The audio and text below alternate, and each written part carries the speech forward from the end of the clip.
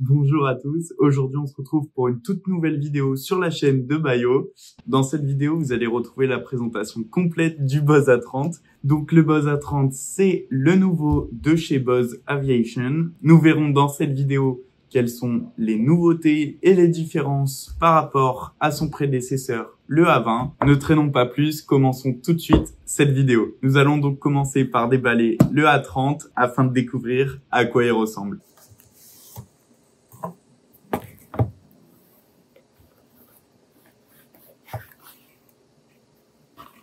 Donc voici l'étui de transport du Buzz A30. On retrouve déjà quelques changements par rapport à son prédécesseur. Voyons tout de suite la comparaison. Donc voici l'étui du Buzz A20. En termes de différence, on va retrouver d'abord la matière. Sur le A30, on va être sur un matériau beaucoup plus doux au toucher. Également l'épaisseur de la housse qui change. Voyons maintenant ce que nous réserve l'intérieur de chaque étui.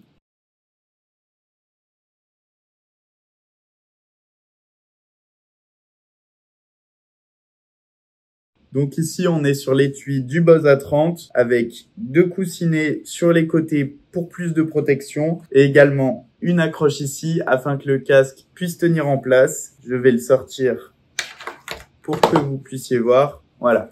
Donc à l'intérieur, l'étui se présente comme ceci. Pour le Buzz A20, quelques différences à noter. Et oui, Buzz a rajouté deux coussinets de part et d'autre sur l'étui du Buzz A30 pour plus de protection, ce qui n'était alors pas présent sur l'étui du A20. Donc en plus d'un matériau plus doux, Buzz a choisi la sécurité, la protection du matériel. Donc, ce sont des petites améliorations que l'on apprécie. Il est nécessaire de savoir qu'à l'intérieur de l'étui de transport du Buzz A30, vous trouverez bien sûr le casque d'aviation A30, mais aussi un câble auxiliaire 3,5 mm, deux piles AA et un crochet pour module de commande. On passe tout de suite à la présentation du A30 que vous attendiez jusqu'ici. C'est parti. Donc on retrouve ici le Buzz A30, il est magnifique. On est sur un design moderne et épuré. Il a été certifié TSO pour ses performances dans des environnements difficiles, c'est-à-dire qu'il va résister dans le temps. Il est donc fait pour durer. Buzz est tellement confiant dans ce casque qu'il propose une garantie de 5 ans à compter de la date d'achat, qui couvre donc les anomalies du matériel et les défauts de fabrication. Ce qui couvre du coup sans frais pour le client, les pièces, la main-d'œuvre et les frais de retour. C'est avec surprise que l'on a découvert, d'après les communiqués de Buzz Aviation, que le casque A30 est plus lourd que le A20. Et oui, le A30 a un poids de 404 grammes, tandis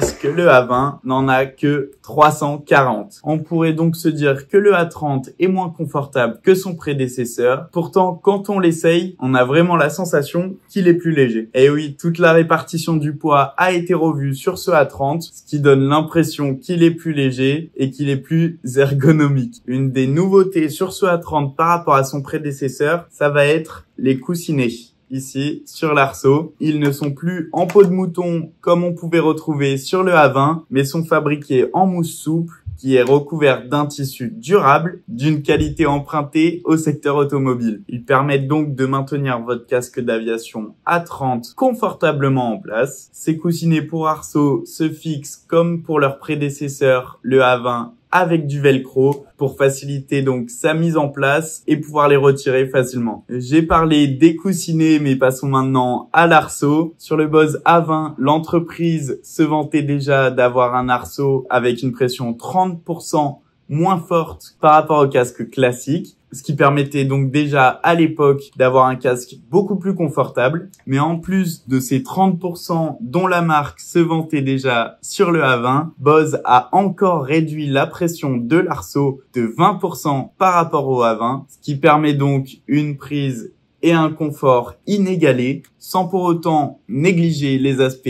essentiels du casque, qui sont la communication. Donc on est vraiment sur une pointe de technologie. Ce nouveau design d'arceau avec une pression encore plus réduite est donc parfait pour des longs vols qui peuvent donc, avec un serrage trop fort, devenir douloureux. Passons maintenant au micro du A30. Donc on va être sur la même technologie que pour le A20, à savoir un micro avec une réduction de bruit à l'intérieur, garantissant ainsi des communications claires avec un bruit de fond réduit. Ce qui va changer cette année avec le A30, ça va être la possibilité d'interchangeabilité du micro d'une oreillette à l'autre. Alors oui, vous alliez me dire, cette option était possible sur le A20, mais à l'époque, il fallait un tournevis pour dévisser cette partie-là et cette partie-là et pouvoir les interchanger. Dorénavant, sur le A30, plus besoin de tournevis. Il est possible de déclipser ces deux boutons, de tirer, de faire de même pour l'autre côté.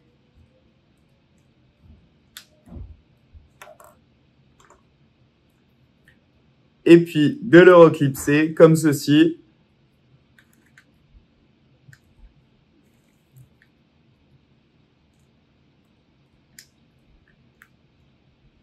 Donc voilà, cette nouvelle fonctionnalité permet de faciliter l'interchangeabilité du micro et ainsi de pouvoir changer d'appareil plus facilement si vos prises pour câbles sont à droite sur un appareil et à gauche sur un autre. Une toute petite nouveauté sur les oreillettes, à savoir la présence de l'indication des lettres pour nous indiquer de quel côté mettre le casque. Quelle est l'utilité de cette écriture? Tout simplement ne plus chercher le sens du casque, ce qui est particulièrement utile en cas de perte auditive d'un côté de l'oreille plus que d'une autre, et donc de pouvoir adapter plus facilement le volume du son d'une oreille à l'autre. Les coussinets des oreillettes sont en cuir synthétique souple et perméable, permettant ainsi d'assurer une réduction du bruit passive effective avec confort et élégance. De plus, dans ces oreillettes, on retrouve un dispositif d'égalisation audio, ce qui va permettre une clarté audio inégalée. Cette technologie assure une adaptation et une égalisation des signaux entrants pour une intelligibilité accrue. Il y a un sujet que nous n'avons toujours pas abordé, à savoir la source d'alimentation du casque.